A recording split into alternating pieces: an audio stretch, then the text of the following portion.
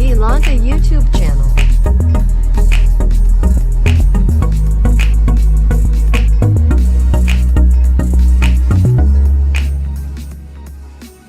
VMware vSphere. vSphere is the #1 hypervisor in the data center.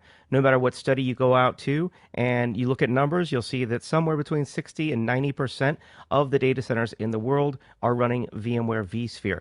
Now, maybe things change with the cloud, maybe they don't. It's hard to say, but as of today, most data centers still use vSphere, and that's why, in my humble opinion, most IT professionals should still learn VMware vSphere, especially if you're administering any sort of infrastructure in the data center.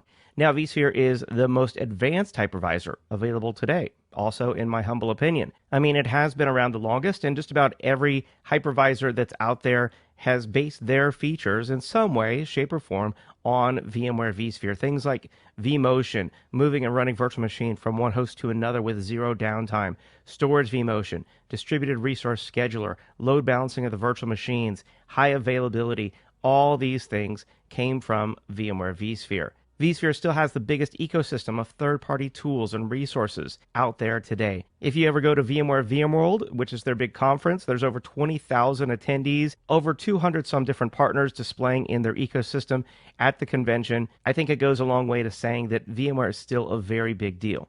VMware has by far the greatest number of certifications around virtualization, and they still have the most recognized virtualization certification in the world today, the VMware VCP, or VMware Certified Professional, which we'll talk more about in just a minute. And then finally, they have the full software-defined data center suite. I mean, they really coined the term SDDC, or software-defined data center, of which VMware vSphere is the foundation. So that's why you need to learn VMware vSphere. In my opinion, it's very relevant to all enterprise data centers in the world today. And most importantly, I hope that you enjoy this course on VMware vSphere while you're doing it. Let's talk about what we'll cover in this module.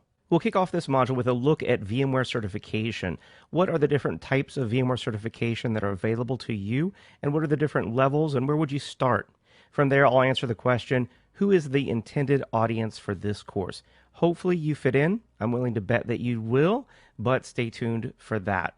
From there, I'll cover Pluralsight's learning path for the vSphere 6.5 Foundations exam and the Pluralsight Learning Series that helps you to prepare for that. We'll cover what the 6.5 Foundations exam will ask you about, what are the objectives that make up that test on the blueprint, and then finally, we'll do a quick review of what's new in vSphere 6 and vSphere 6.5. So with that, let's get started.